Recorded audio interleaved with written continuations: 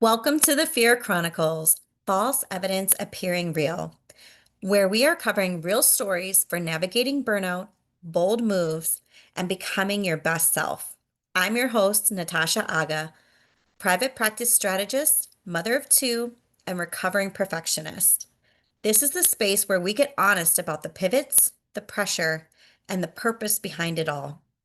If you're navigating life transitions, career shifts, motherhood, or learning to trust yourself again, you're in the right place. Let's dive in. The fastest way from point A to point B is a straight line. The only way out is through. You can't bypass burnout, your emotions, your behaviors, your beliefs. What you can do is feel, learn, and grow. Everything is energy. Energy cannot be destroyed. It can be transmuted. In this episode, I want to discuss how to alchemize burnout. What does that even mean? First, let's quickly define what these words mean for some context. Alchemy, a seemingly magical process of transformation, creation, or a combination. Alchemist, a person who transforms or creates something through a seemingly magical process. Alchemize, transform the nature or properties of something by a seemingly magical process. And then there's burnout, a state of severe emotional, physical, mental exhaustion caused by prolonged, unmanaged, or excessive stress, which is often linked to the workplace. Imagine that. In my experience, burnout comes from a place of misalignment and imbalances. This can stem from an imbalance of overworking without adequate rest, being super active without nourishing your body sufficiently, being in constant time lack with no reserve supply, meaning you can't even move things around in your calendar because every moment is literally booked with something productive to do. Essentially, high performers stuck on a loop of constant output.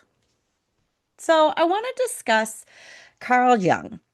He's a renowned psychiatrist and psychoanalyst from back in the day.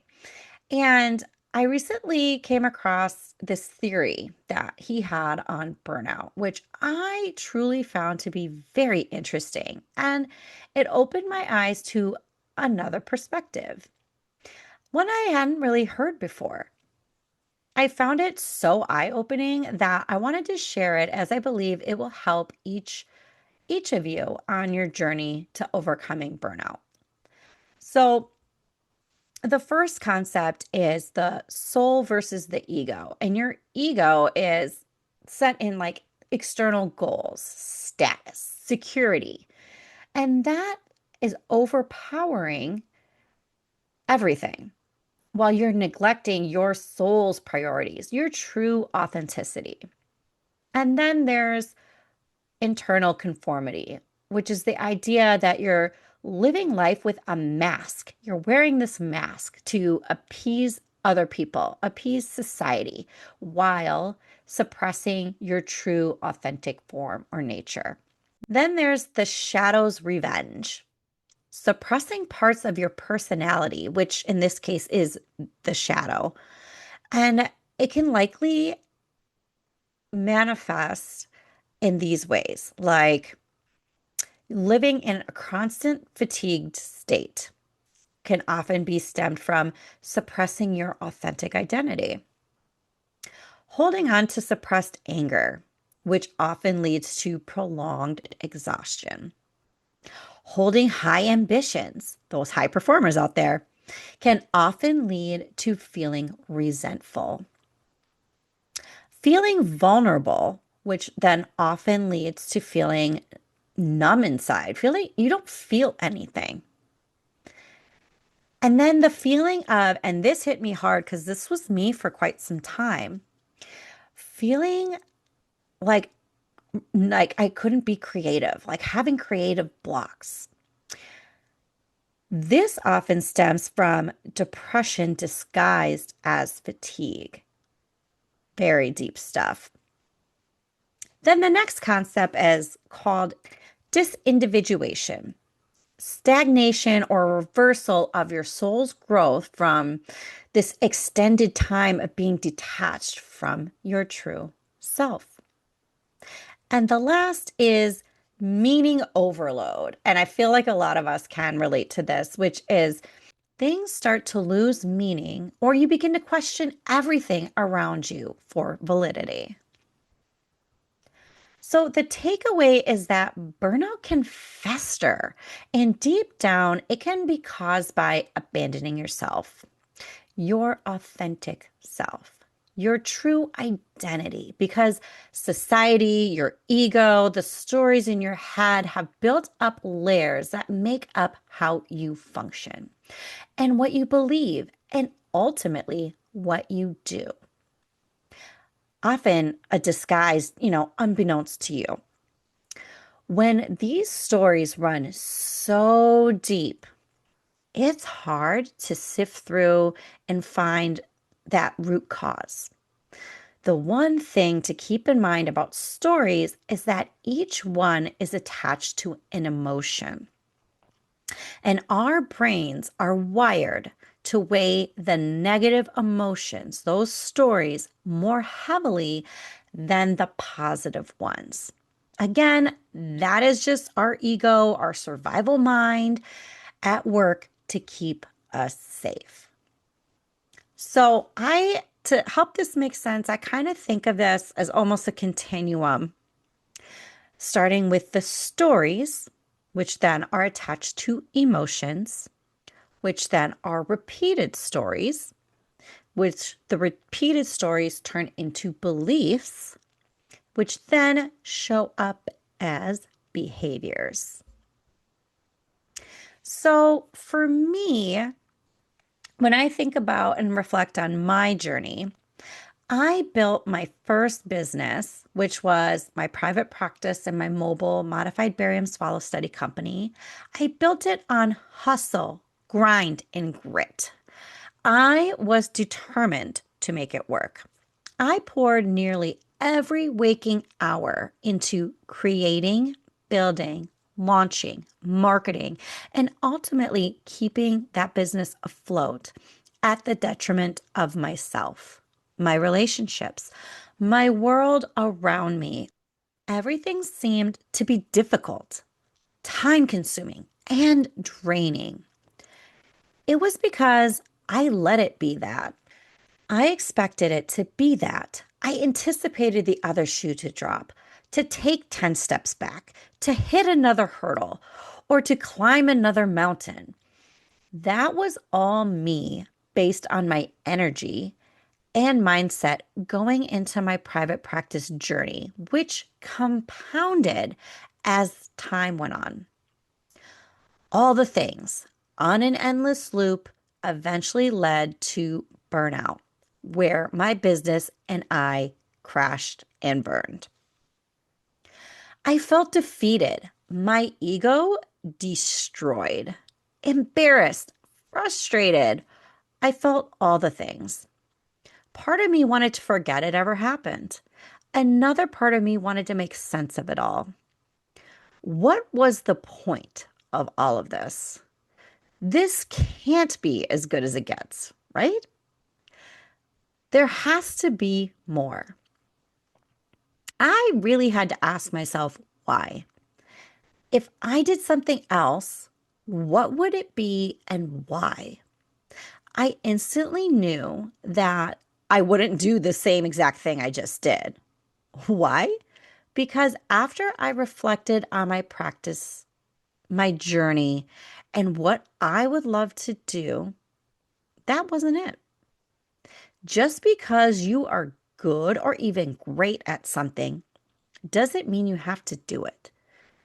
Just because you've been doing something for years, went to school for it, or are even known for that, it doesn't mean you should. I went on a transformative journey inward, understanding I inherently didn't do anything wrong. I changed my perspective. I looked at things with a fresh, objective lens. I no longer viewed my first entrepreneurial venture as a failure. I was misaligned. This was all the training and preparation for all the good on the other side. I learned so much during that time, so many lessons about business, myself, what to do, what not to do. But most importantly, I took pieces of what I loved about my business, my skills, my expertise, and decided to start a new journey. A new company doing new things was my launch pad to this next business. I felt a pull, a call to help others in their private practice or entrepreneurial journeys, to share my knowledge in a way that is easily digestible to others in any part of their journey, to feel understood and supported, knowing that they are not alone. For those who know, having and running your own business is not for the faint of heart. Entrepreneurship really tests your faith in yourself, your skills, and your abilities, not only in mastering your craft, but how you can hold your vision even when you don't see the results in real time just yet. To alchemize is to turn pain into power, turn failures into lessons, turn fear into opportunities to grow. Just remember, there is information in everything and a lesson to learn. The good, the bad, and everything in between. It is all about perception. Perception is created by your past experiences and the meaning that you give it. You always have the power to change your story, to change your life. This is your opportunity to alchemize burnout and become the best version of yourself now, which will in turn do the same for your business because your business, your practice is an extension of you. And it all starts with you. I will leave you with one of my favorite Maya Angelou quotes. Do the best you can until you know better. Then, when you know better, do better. I would love to hear from you. Any light bulb moments, insights, or takeaways from this episode.